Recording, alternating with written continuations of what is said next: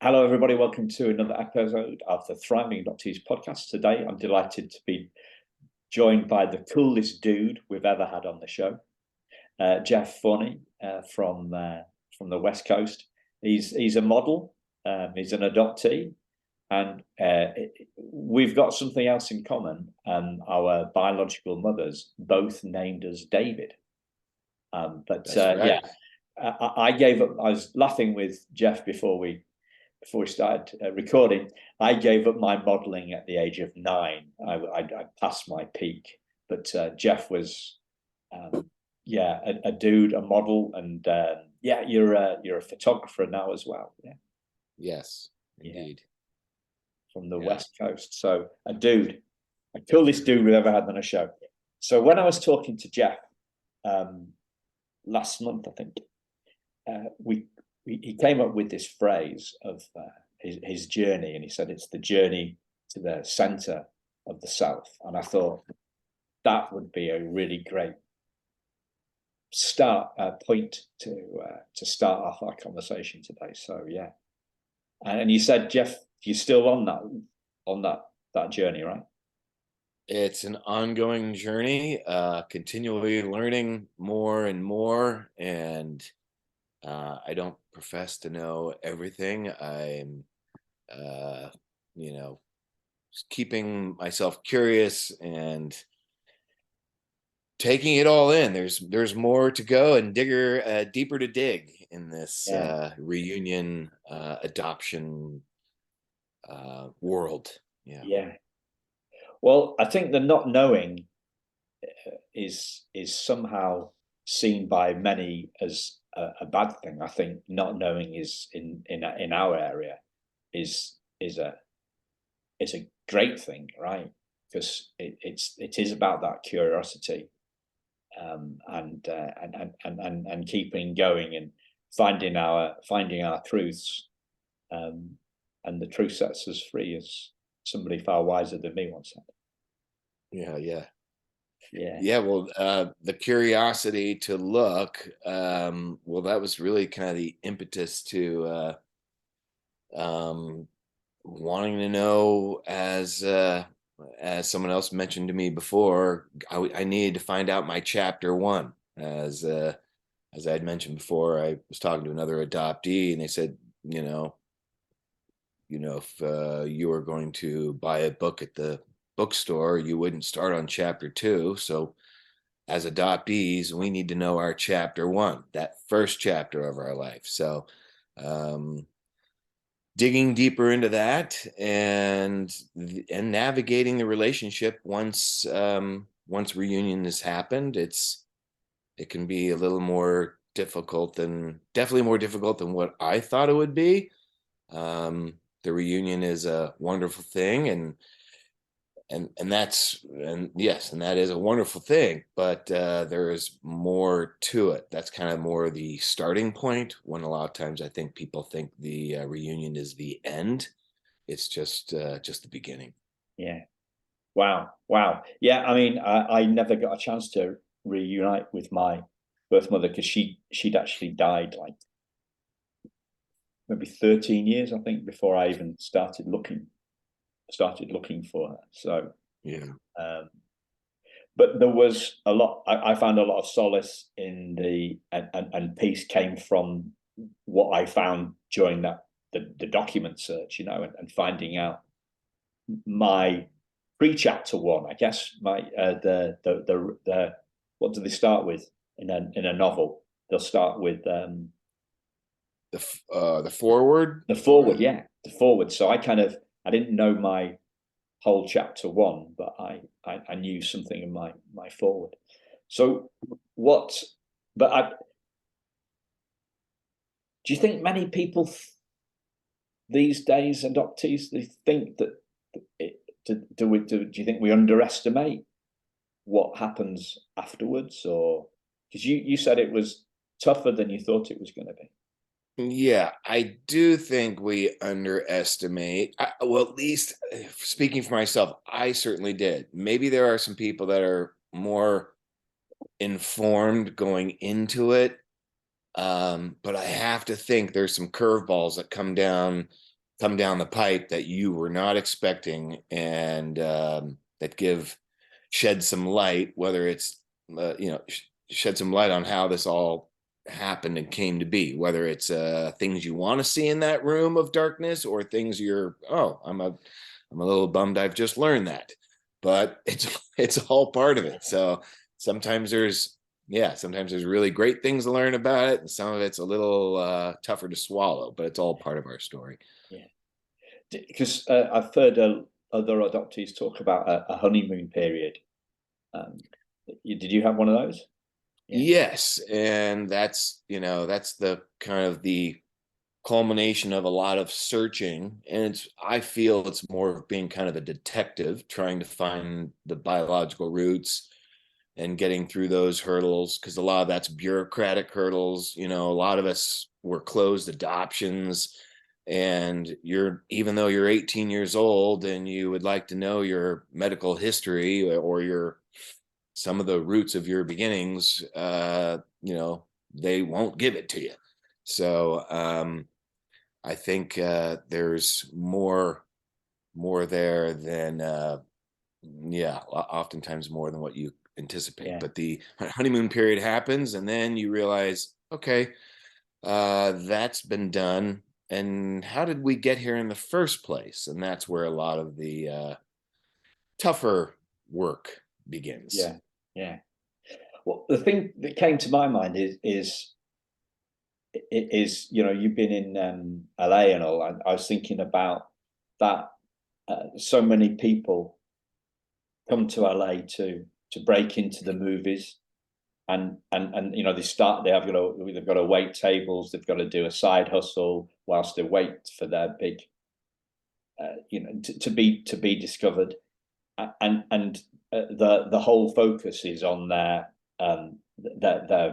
whatever it is, like getting their first role or getting the Oscar or whatever that is. And we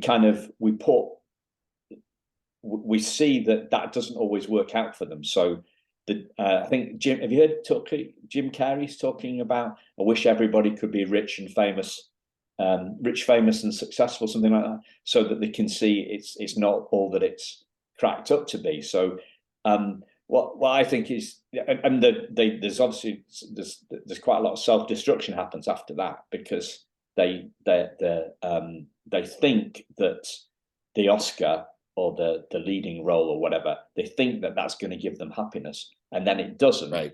And then they've got to do a load of soul searching for like, it's like the end of the search doesn't always end exactly. It's a little bit of like the dog that caught the car. The dog wants to bark at the car as it passes down through the village, but if the car stops, what do you got? You got a car, and the dog doesn't know what to do with it. And I always remember, I did work with a photographer one time, and he said something wonderful. He said, they always teach you how to be successful in life, but they don't teach you what to do with the success once you have it. And I think Jim Carrey was touching on that. Now that you're here, it ain't as easy as you think. And I think there's an element of that in the adoption reunion. And there's a lot of guilt and shame that's around it. So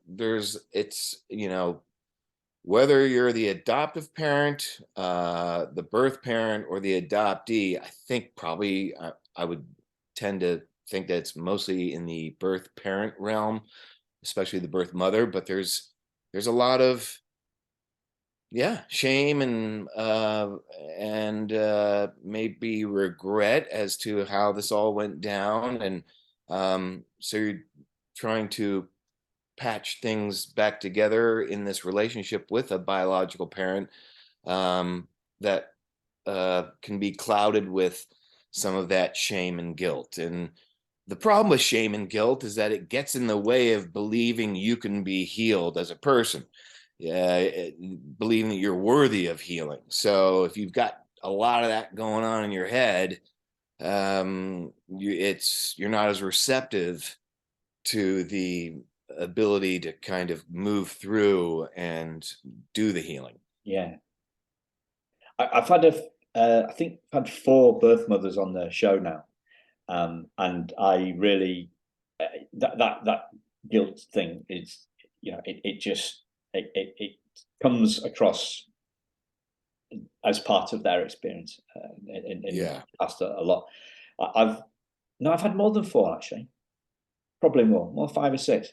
I met one a Canadian adoptee, and she came on the show, and she with a birth mother, not her birth mother, but another birth mother she was in an Right. adoption group with, and this Canadian adoptee, it's similar age to me, probably a little bit older. She said that when she met her birth mother, she knew that she was a birth mother because of the records or the name, or it was unequivocal, right? But this birth mother was so traumatized that she couldn't admit it. She couldn't admit to having done to that this was like Yeah, not no, done. it's there, and I feel for them, and I I understand that sometimes we won't get the exact, it could, the exact answer that maybe we were hoping to get, and I've kind of learned to allow that to exist, but to continue with the relationship, knowing that there is sometimes so much going on there that it's really hard to, um for a birth mother or father to say it to themselves, that or admit it to themselves. So I think it's important that we work on healing ourselves, and we don't necessarily need we don't need our biological roots to conspire with us in this healing movement. Sometimes they're kind of behind you and you're moving forward, and they might be stumbling on their own things, but I'm not angry with them. I'm not holding their feet to the fire, or pointing fingers or putting blame. There was a lot going on during our baby scoop era, and to this day, external factors or some internal ones that lead you to the path of relinquishment. And I get it. There's a lot of things going on in your head once that's been done, and now you've been confronted and meet your biological son or daughter that you had to relinquish due to some of these factors, and it can be hard. So Yeah. um yeah. So did you make a distinction there between our healing and where they're at? Is that what you were trying to get at? Well, I think that in our paths, your path of healing, mine, I think a lot of times they can join up with a biological parent's path. I mean, there's a lot of conversations happening and talking, and a lot of times that healing can kind of, one hand can wash the other, but a lot of times you're just underneath with one hand with a little soap and a little water, and you're not able to, you're kind of just using your one hand to wash your hand. And I think that's okay, and that's going to happen in reunions. A lot of times the other person isn't in lockstep with you in their healing journey. So I think we have the ability to heal on our own. I'm hoping that people can get some healing done in conversation with a biological parent, talking to the adoptive parents, other fellow adoptees, but not everybody's going to be exactly in timing with you. And some people might not ever get to that spot, but Yeah. there still is a world of healing that can be done, even if they're not completely in sync. Yeah. Yeah. I love your metaphors, man. I really do. I'm a big fan of your metaphors. Washing Well, your hopefully hands with bring up one some hand. more. Yeah, that's cool. So what does healing? I've been thinking about this uh, a lot. What my definition is of healing, and I don't think I really asked anybody else about it, because I don't know. Maybe I'm just not far enough along. But what does healing mean to you, Jeff? How would you define? Good question. I think healing, and I'm doing it all the time. Working on it every day. But I think the healing is understanding things that I do in my life, things that I can see need work, understanding where it comes from, trying to identify those things more clearly, and whether it's calm myself or speak to myself with an internal dialogue to understand where it comes from. And in one aspect, that healing there, and then other, yeah, it's because then when other things come up, whether I have a conversation with my wife or child and it touches on something maybe with an abandonment issue, yeah, identifying it there. Sometimes you can have, am I good enough for this position, or am I going to be able to do this job, or this is a big photo project. Identifying that a lot of the self-doubt comes from a spot that is from a primal spot, and being able to identify and hopefully lessen the impact it has on my life today. So I find the more I talk with other people like you and people I have lunch with here in Los Angeles, or conversations on the phone, really, the more I can understand who I am and how I got here, I feel more like I got more dirt between my toes, so to speak, feel more grounded. And that groundedness helps me as I go out there. But, you could ask me probably in a year from now, I could return to this show right here. And in a year, I might have a different perspective with a little more insight. But it's an ongoing process. Yeah. Yeah, I love it, and I'm a believer of it too, right? And working on it every day, and stuff coming up. So I had an interesting one on Sunday. I got an email from somebody who was going to come on the show, and they were basically trashing something that I'd said on the podcast. That will happen. Absolutely. It's happened to me as well. Probably not to the extent for you. You've got a podcast with a lot of interviews, but yeah. And how did you feel when that happened? I felt under attack. Yeah. I felt it was a visceral feeling. It wasn't just in my head. It was in my body. So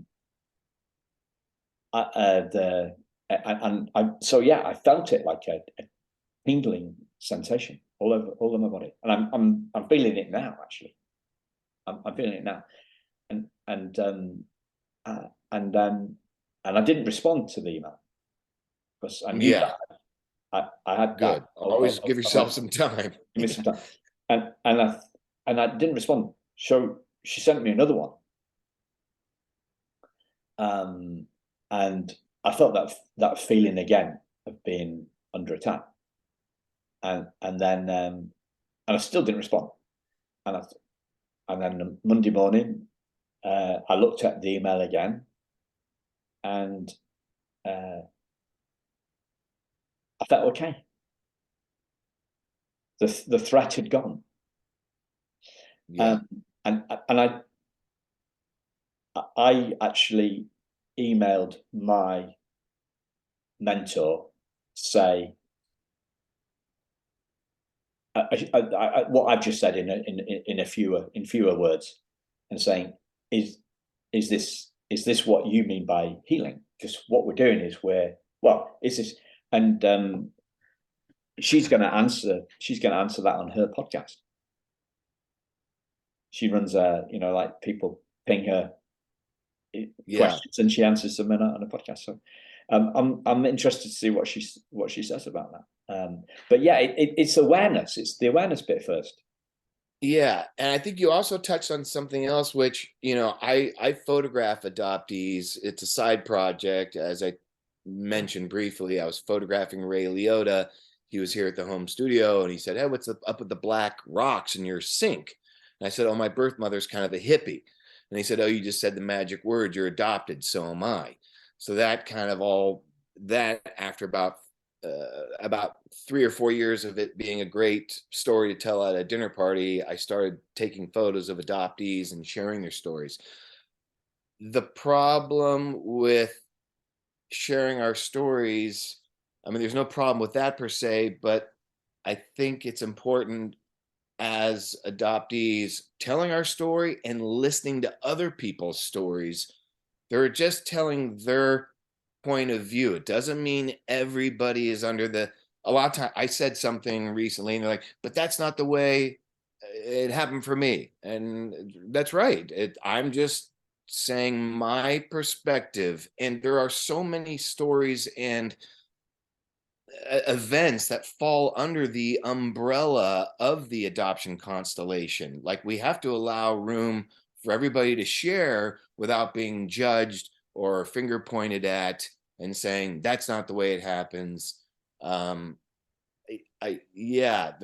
There's a tendency that we want to, when someone say adoptees lives matter, they want to say, well, all lives matter. It's a little bit like, we're sharing just what's happening in our personal situation. I try not to paint with a broad stroke, because what happened with me is not the exact same that happened to you or everybody else. Even though I say a lot of times about 90% of my life I can identify in Simon's life, but I reserve that 5 or 10%. We all had our unique little recipe. You got a little bit more salt and paprika in your menu. Mine was a little more heavy on the garlic powder and something else. So I came out this way, you got that. But just because you had a lot of salt and paprika doesn't mean I need to get all feathers ruffled that yours was your own situation. So, and I do see that when I follow a lot of people on Instagram, people say, no, it's not this or that. And I see these people that put out very vulnerable posts, and sometimes they can get attacked kind of the same way you felt. And I would like to encourage all of us to be a little more open and tolerant and understanding and empathetic to everybody's unique story. And they can be very different in range on the spectrum. Yeah. So, this when we come to this thing about self-doubt, I've spent a lot of time in deep conversations with non-adoptees, and they have a lot of self-doubt too. It seems to me to be a human thing.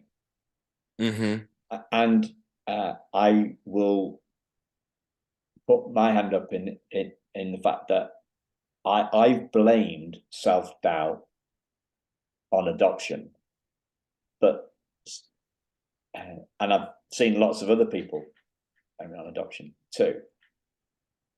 But I think it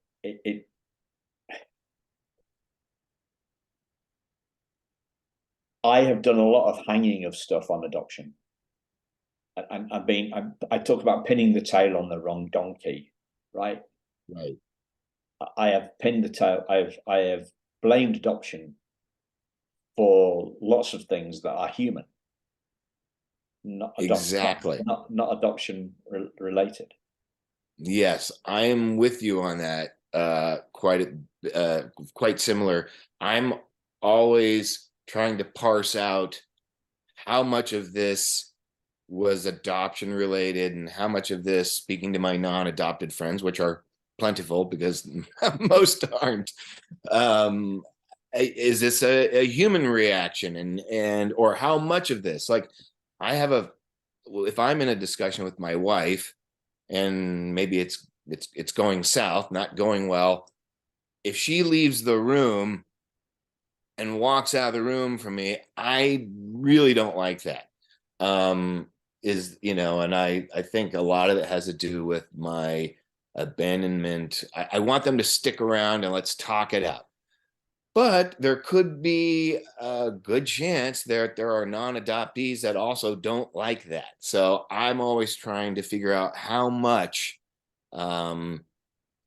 is related to our chapter one and all that stuff that we didn't know about ourselves that has come back now. So I think that's the ongoing crux of the situation for adoptees, trying to continually figure out what we're dealing with and how much of it has to do with this or that. And the more we can look at it, I think, we can get more wisdom and insight on it. And again, probably in a year, I'll have more to tell you, Simon. I'll have more then. But yeah, it's an ongoing thing. But I'm with you on that. The mentor that I asked this question to, that she's going to answer on her podcast. I once had a similar conversation. I had a conversation with her last year about this kind of attribution thing. Like do we? Well, attribution. It's like a posh word. I think it's a posh word for blame, right? Right. Yeah. So categorization or whatever we would call it, parsing. I think you do the parsing, didn't you? And I asked her about this, and she said, "You'll never know, Simon." I was like, "What did she say?" "What? You'll never know." You'll never know. And I was like, "Absolute." I'm feeling this in my bones, on my skin here now. Blown away. I was absolutely blown away by that, because I was an attribution guy. I'm looking, like I in a previous life, I ran the family business, and I was looking for, okay, all the time. I had 4 or 5 staff, and I wasn't a great leader. I was always looking for, okay, well, what's wrong with our product? How, what's wrong with our marketing? What's wrong with our sales? What's wrong with our processes? What's right with our processes? What's right with our sales? How can we do more? How can we do more of the stuff that works, and how can we do less of the stuff that don't work? And so, I would disappear at my own a-hole looking for, on the analysis thing, right? And it was publishing, right? So, like, lawyers are always looking for what's wrong in the contracts. Auditors, right. Accountants are looking for what's wrong in the numbers that the client's given them. Publishers are looking for the apostrophe. Right. We're always looking for what's wrong, and it's a publishing business I had. So you're always looking for what's wrong and trying to figure out how to make it right. And I took that approach into adoption, and it's not a good one to take. No, it almost makes you wonder, like, what are we doing here if we're not gonna ever know, if we won't know how much to attribute here or there. It almost seems like, well, then what use is it? But I still find all of this talking and understanding, I know so much more about myself, whether I want to say it's in related to the adoption world and baby Jeff, or at the time I was Dave, we were both baby Davids. Yeah. But we're still learning more and getting to that spot, to that center of ourself. Again, we're whether we're going to have all the answers or not, we still can make improvements. We can still understand more. Yeah, I don't know. I could do this till I'm 85 years old. I don't know if I'll ever know everything there is, but I do know, the more I talk about it and speaking with people like you, fellow adoptees, we're learning and sharing and getting more information every day, every time we do this. So yeah. Yeah. Going deeper, yeah, going deeper. Just a funny aside: have you ever watched a show called The Royal Family? It's a comedy show. It's not The Royal Family, Royal. It's Royal Family, Royle. Have you heard of that show? No, Well, no. there is a character in it called Baby David. So Oh, that's really? yeah, yeah. So we're in it, evidently. We're in it, yeah. And Baby David's dad is David, and Baby Yeah. David's granddad is also David. Yeah. Um, Oh, wow. it's a really, like, when I first watched the show, um, I really didn't get it at all. But it's basically the same story every week. It's all about characters, and the family sits around the television, Yeah. and bitches and moans, and there's occasional lightness and a lot of comedy. Yeah. But yeah, Baby David's in that. Yeah, they're all in denial. All the characters all the characters in the show are in denial, really. Yeah. Apart from the mother, I think that the mother is kind of okay, but the dad, David, is, well, Baby David is in denial because he's just a baby, but Dave, Yeah. his dad, he's in denial. Dave's father-in-law, he's in denial. Dave's daughter, who is, the mother, Baby David's mother, she's in denial as well. And it's just yeah, Royal Family. Check it out. It's worth watching too. But it's the first time you watch it, it just won't make any sense. But it's hilarious. When I saw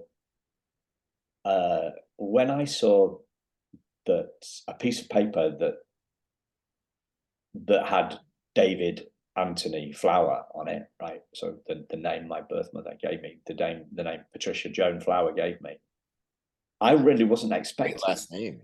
Sorry? That's a great last name. I love Flower. That's Flower, awesome. yeah. There's a band. What's the band? Hot House Flowers. Yeah, Hot House Flowers. Yeah. Yeah.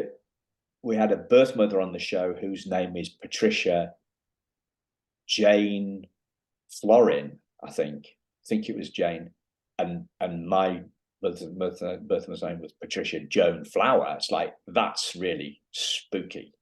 How similar. Yeah.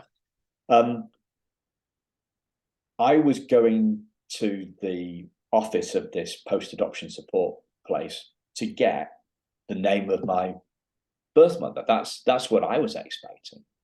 And I saw that, yeah, Patricia Joan Flower. Okay, yeah. And then underneath it had something like baby's name at birth. And it said David Anthony Flower. And I thought, oh, I've had two names. That's a bit weird. What was your reaction when you found out that you were David? I saw the papers later, but I was informed over the phone when I called my birth mother back in the 90s. And I recorded the whole thing on a TDK 90-minute cassette tape, and I still have it. But she said, I said my name. I'm Jeff Forney. And on November 30th, 1968, you and I shared the miracle of my birth, and it kind of blew her away. There was a whole thing that they kind of train you to do back, and so I went through that whole process. Anyway, she kind of got thrown off, and then I could hear her grab a tissue in the other room and come back and wipe her nose. And she's like, what'd you say your name was again? Because I named you David. And I was like, oh. I'm like, well, I'm Jeff. So I repeated, I'm Jeff Forney. And but in the back of my head, I'm like, holy crap. I didn't really think of what my name I didn't think that I would have been named at that point. But I guess, yes, send little baby Moses out in the river, name it Moses, or I don't know. I hadn't thought of that. So that was a little bit of a, like, oh shit, I'm a David. So that's when I found out, and it was quite surprising. Yeah, it's a trip. Yeah, Yeah, it was a trip. I like you. I wasn't expecting to. I wouldn't have thought that she had given. I would have thought it would be tougher for her to yeah, and I hear stories from birth mums on the show uh, who were given drugs, knocked out whilst they were giving birth, and there's been so they were passed out, they weren't conscious, and yeah, and there's been a sheet in front of them so they can't see the right. baby, and they never see the baby, and I'm like, what, like, so yeah, Man.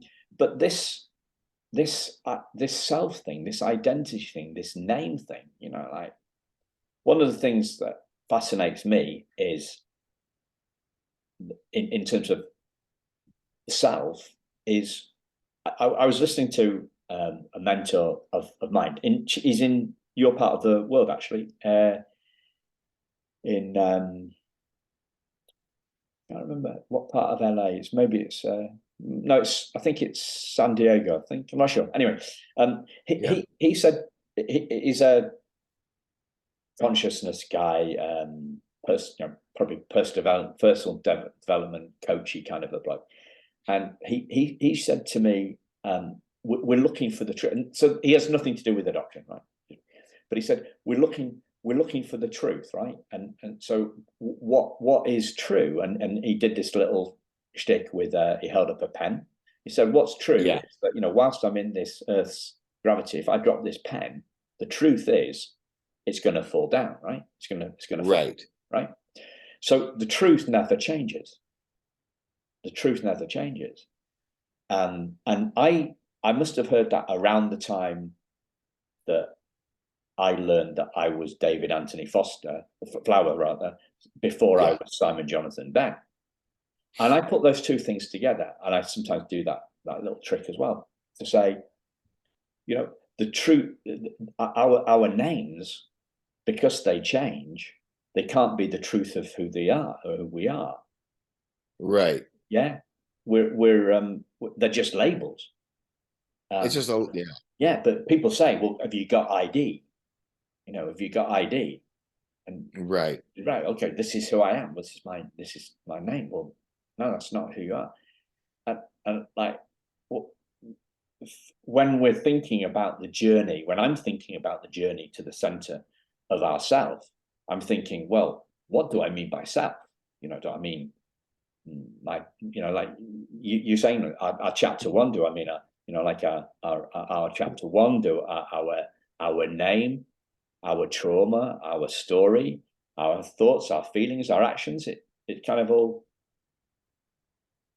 Yeah, and it's funny, I listened to this guy, and I'm sure a lot of people are, because the guy's kind of out there right now with his new book, this guy Gabor Mate, Yeah, and he was saying, we are not our trauma, and we are, who we are. It's also, we are not our name, and you could be David or Simon, or I could be David, Jeff, I could be Patricia, whatever you want to call me. But inside here is, who the self is the soul, the person that can remain nameless, but who is our entity, who we are. It's our brain, our body, the things that happen, our experiences in life. Those help make up, and it's not so much that that name that we were given. And yeah, it is quite interesting how much we can put on that. But yeah, we're kind of humans. We're all in essence, we are nameless beings that are a compilation of memories and experiences and things and that. But yeah, gosh, yeah, I hope I yeah. didn't ramble too much. But No, yeah, no. I hear what you're saying. This is the stuff that fascinates me. Yeah. I've listened to some stuff from Gabor Mate as well, and the guy whose name I always check on the show is the guy I'm listening to all the time, is this guy called Rupert Spira, and he would say he would agree with much of what you said there, but he would disagree with the memories bit. So he would be looking at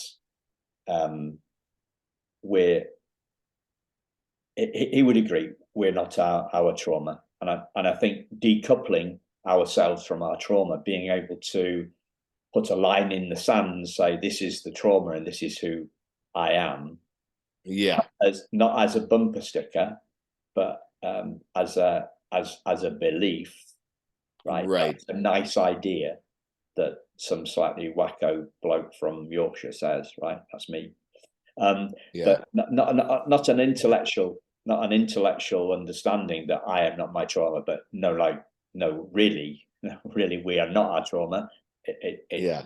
Like decoupling. So he would say we're not a trauma. He would say we're not a trauma. He would say we're what's trauma made out of? Feelings and thoughts. Now this is my stuff actually. I would say what's trauma made out of? Trauma is made out of feelings and thoughts. Really, it's the feeling of insecurity. It visited me right on. It visited me on Sunday night when I got that email or those series of emails from that person trashing me. She sent me another couple as well. So you triggered something, my friend. You triggered something. I triggered something. I think my lack of response probably triggered it. The third. So she sent two trashing me. The third one just pointing me at a resource, which I thought was kind of interesting because I hadn't asked her to do that, or for her opinion on my stuff. But then the fourth email came in last night, and that was trashing me. I felt under attack. I felt a visceral feeling of under attack. So yeah, I don't know what you would call that, vulnerability. I felt scared.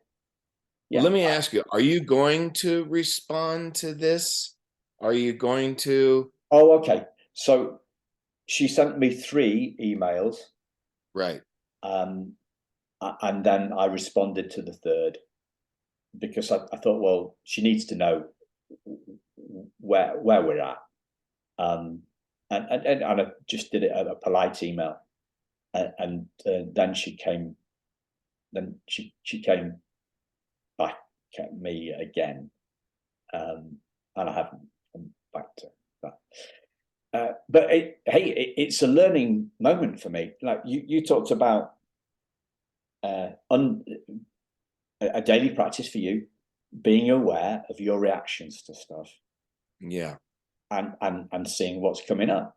So I'm glad that it happened because it's given me another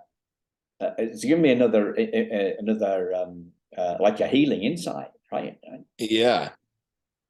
Another little chunk to chew on. You got a little more, yeah. And it's the ongoing thing. So what is trauma? It's for me, in that moment on Sunday night, it was a feeling of being under attack. Yeah. For my beliefs and for my words. Actually, she was trashing something I said on the podcast. So if trauma is a feeling, and it has a thought, the thought that we have that we're not good enough. Adoptees think we're not good enough. What's wrong with me? Am I faulty? Am I damaged goods? What's faulty? I don't know. But Rupert Spira would say, well, no, we're not our trauma, and therefore we are not the feelings part of the trauma. We're not the thought part of the trauma. We're not our words or our actions or our labels or anything.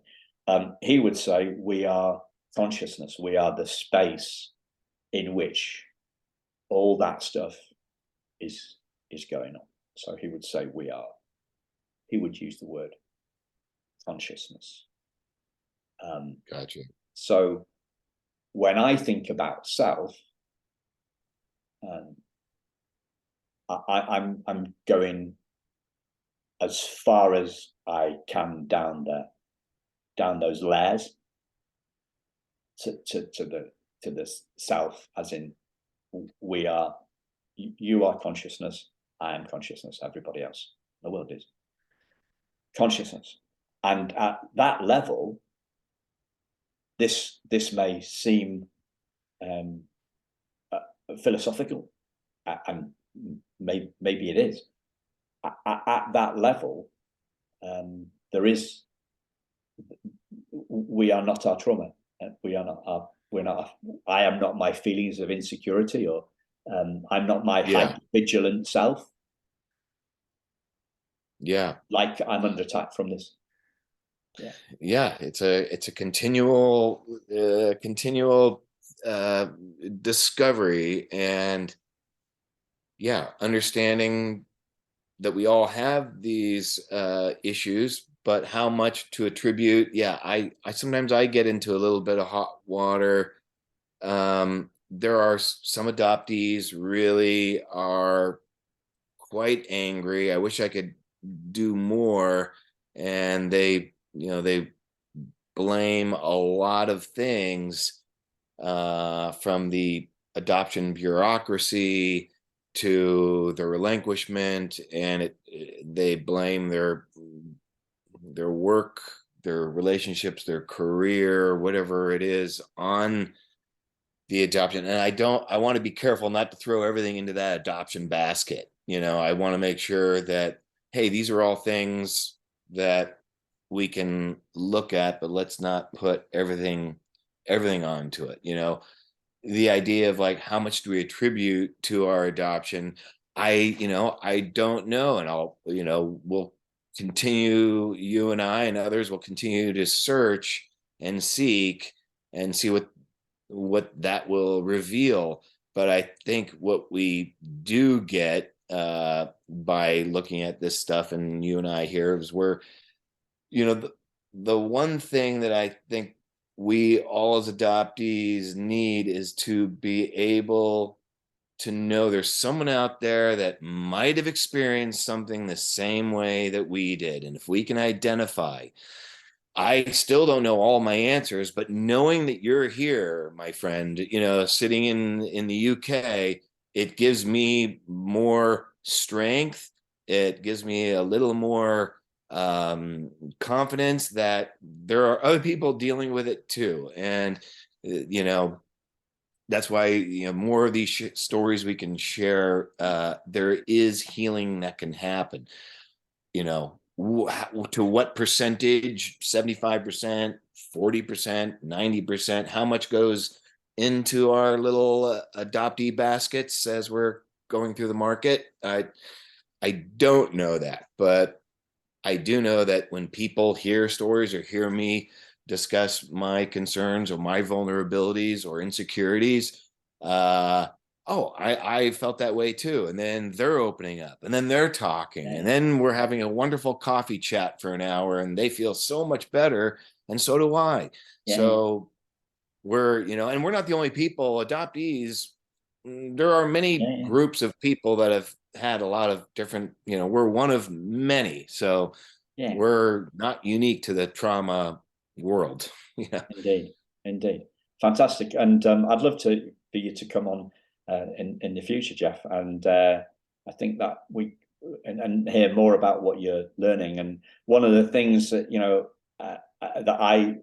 dots that I hadn't joined until right now, and I feel, well, that's a bit silly, Simon, but in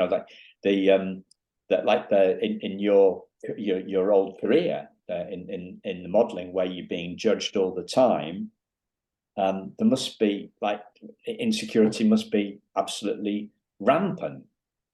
I think it was quite rampant. I was a little luckier. I got into the business. I had finished university, and I did a calendar for the university, a sorority here in California at the university. They did a fundraising thing, and I was like one of the months of the year. But I, fell into that. But I already kind of knew who I was, not as much as I do now, but I was 23 when I got into the business. But I was working with 16 and 17-year-old women, girls, females that had left high school, never went to university, even some guys that had started very young. And I think it's hard to try to build a personality of who is Jeff or who is Simon when people are telling you, you are the Vogue cover of the month, or you are the new, you're doing the campaign for Gucci. And I really feel that after the university years are great to kind of set up some building blocks as to who we are. And if you're using building blocks that are magazine covers and runway shows and kind of that world, one day those building blocks, those are like castles in the sand. Those things that a little later, when you're 30 and 34 or a little older, I mean, granted, you can model later into life now, but you will lose that kind of in the beginning. You're on the scene and you're like a minor celebrity out there, and then that fades away, and then you get back and you're still there, but yeah, you've built your life on, oh, I'm this person who's this. And when that goes away, well, I hope you have some other way to figure out, you need some other building blocks that are a little more stable, and not built in the sand, so to speak. So, yeah.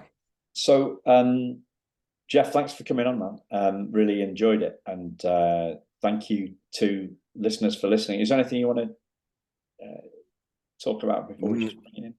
No, I think we've covered a great deal.